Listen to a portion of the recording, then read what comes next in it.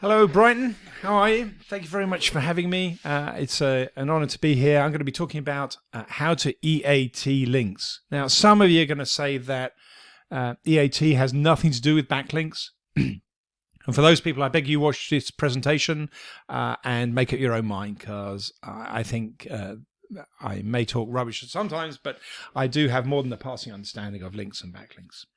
Presentation hopefully is going to be 20 minutes if I work fast, and no doubt I'll get cut off if I don't. So let's get a move on.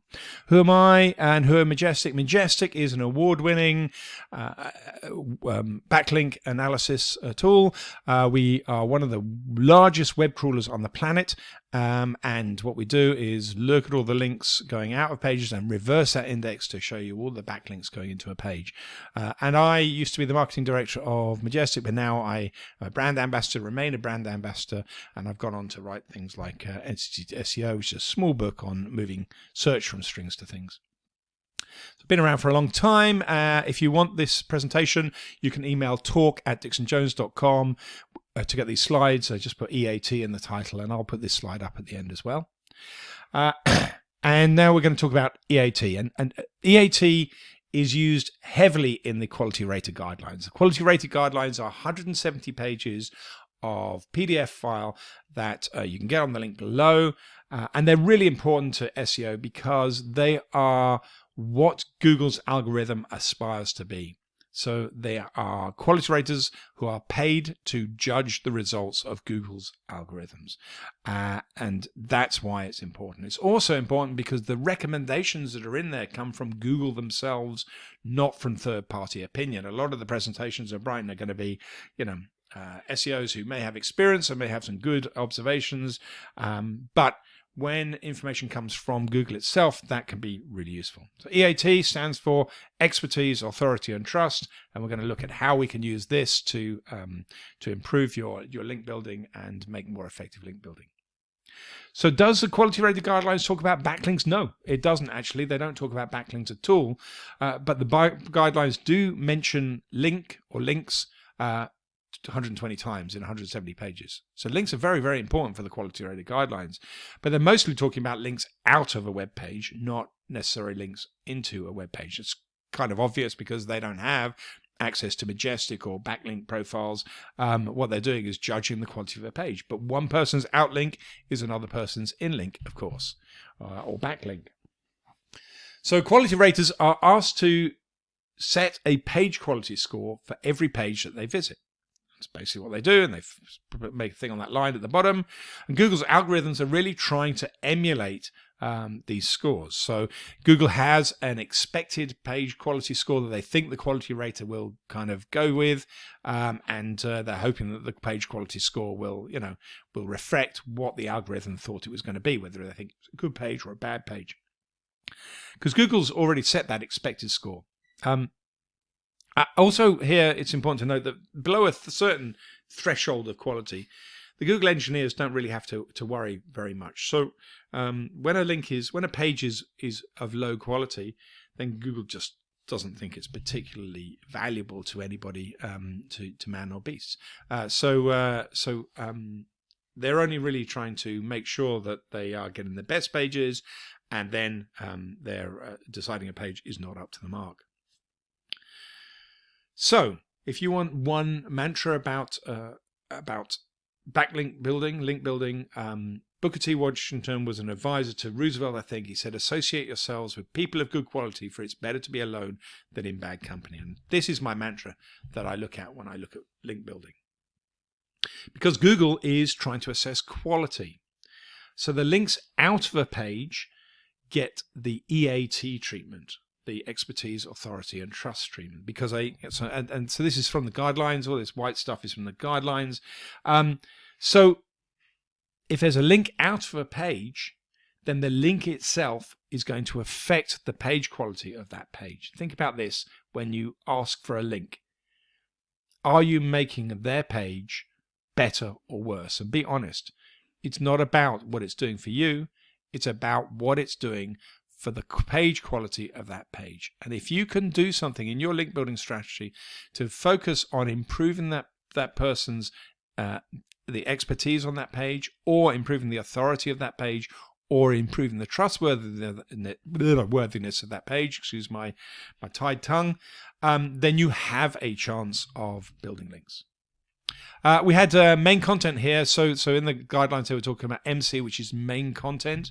The quality raters are also asked to look at supplementary content and ads on the page as separate kind of types of content.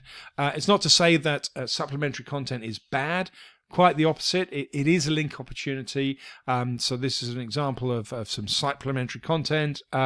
Sometimes if you're writing a 10,000 word article, I might consider shortening an article into paragraphs, for example, and then linking out to pages with more detail on that particular section. By the way, if you see things down at the bottom of these slides, this is supplemental content in my PowerPoint presentation. Don't try and read it. It's there to show that I did the research, there to show you where I saw this stuff in the quality rater guidelines. The quality rater guidelines also give us a clue as to whether Wikipedia links are good. SEOs might say that Wikipedia links are no-followed, so they're not going to affect your SEO. But the quality raters don't know that.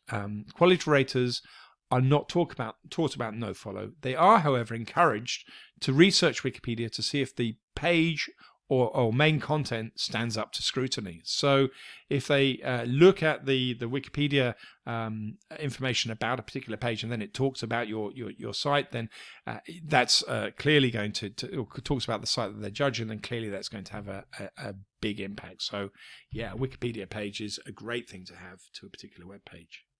So that example was Hair of the Dog, and this is a Wikipedia page for Hair of the Dog. Interestingly, not all Wikipedia pages are of the same quality either. So a quality rater could just as easily be judging Wikipedia pages as any other pages. And Majestic has this great Chrome and also Firefox extension that lets you see the key metrics of any web page instantly without leaving the page. So it's going to tell you the trust flow and citation flow of the page, the number of external backlinks into the page and also into the domain, and how that's been affected as well over time as well. I use this extension all the time, and it does have a free version as well.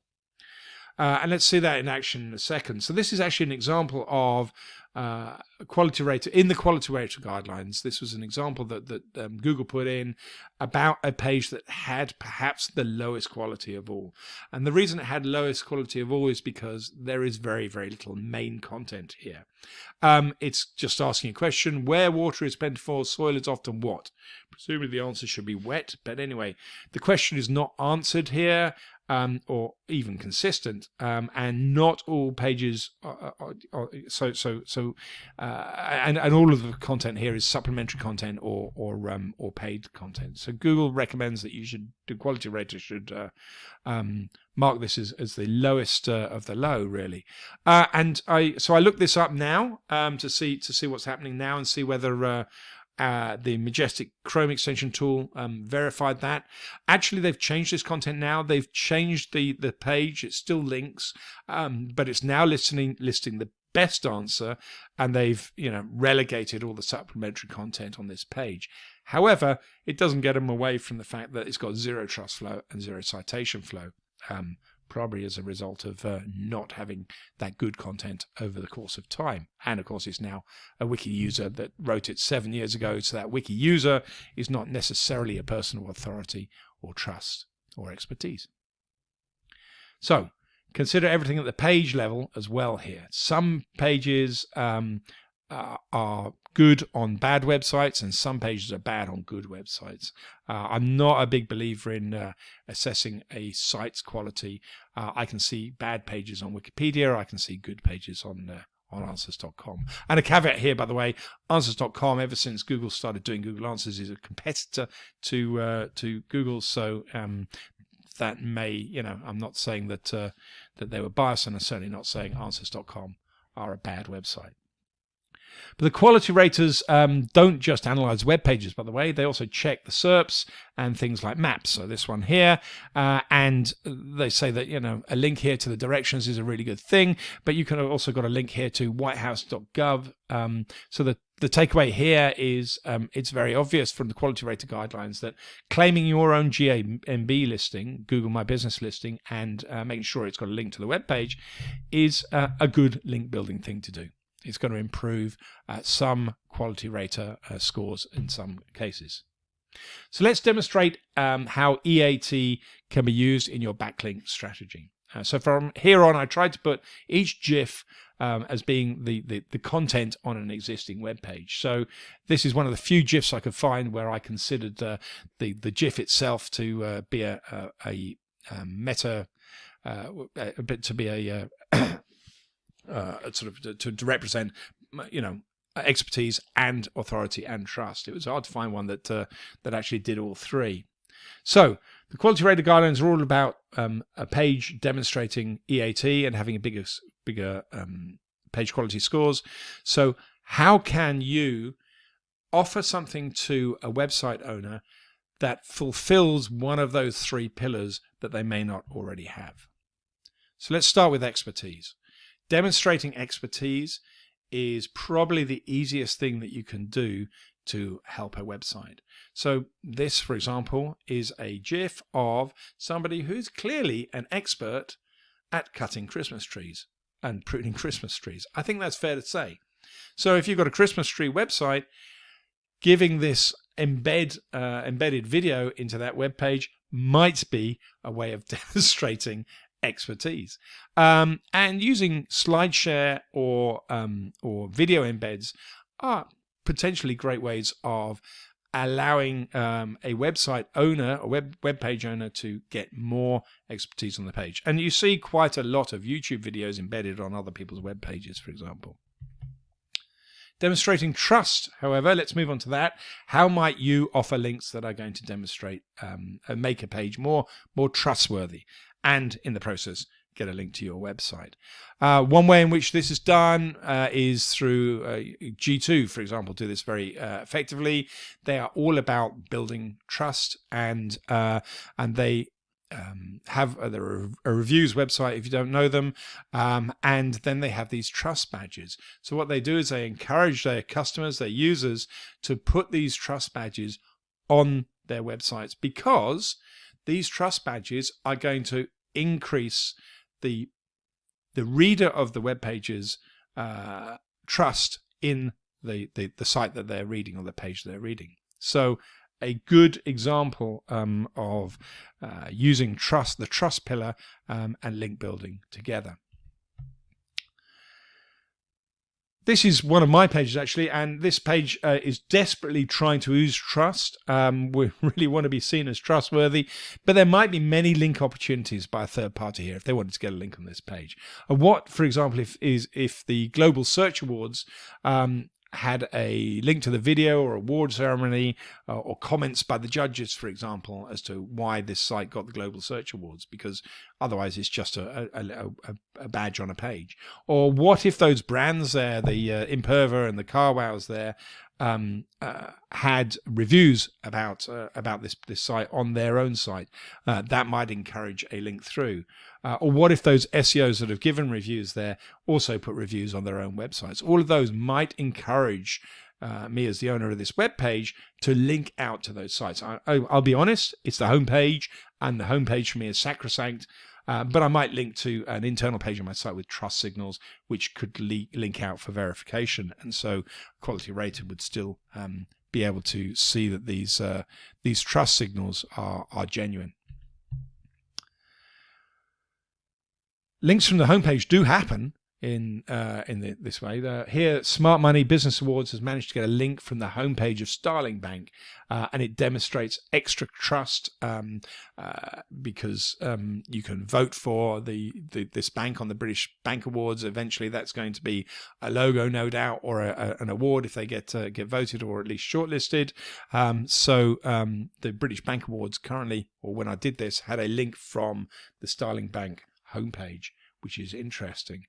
But I believe a better link opportunity would actually be one for Starling Bank that demonstrates authority. And I actually found it really, really hard to find a GIF that was going to demonstrate authority. Actually, I wanted to find a GIF that was going to make me go, think like this.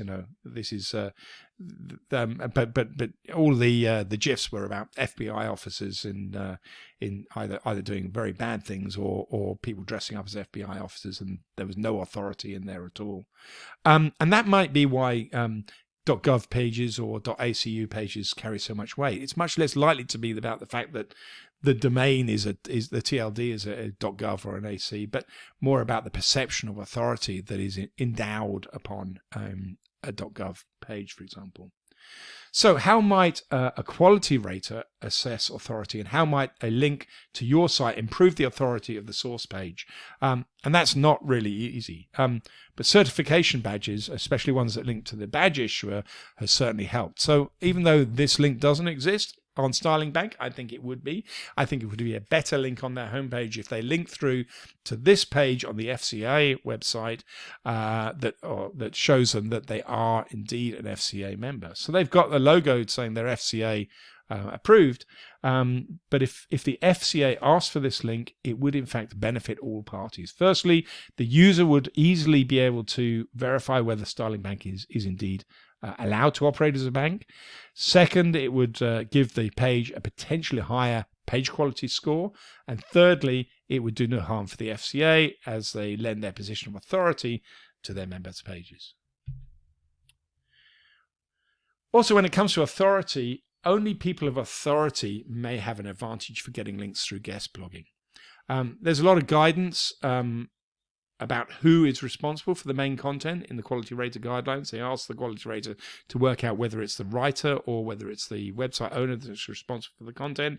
If it's the writer, then the writer themselves has to have some authority for anything to account, for a link to really count. So if I am an expert in astronomy, let's say I'm Brian Cox, then that's one thing. If I write on my own website, that's one thing. If I'm Brian Cox and then I'm writing on the NASA website, then I carry personal authority and it's combined with site authority as well. So if the author is responsible, then they better have some kudos relating to the main content, which is evidenced on the page to have value as for link building. Bear in mind that not even Bill Gates is authoritative about popular culture. So the author's persona really does matter. So that's about it. One takeaway that I want you to take from here is EAT is important for backlinking because EAT is at the heart of page quality scores. If your link increases the link prospect's page quality score, then you're in with a shout of getting a link.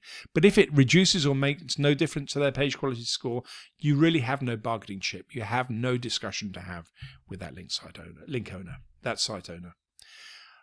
So keep yourself in good company.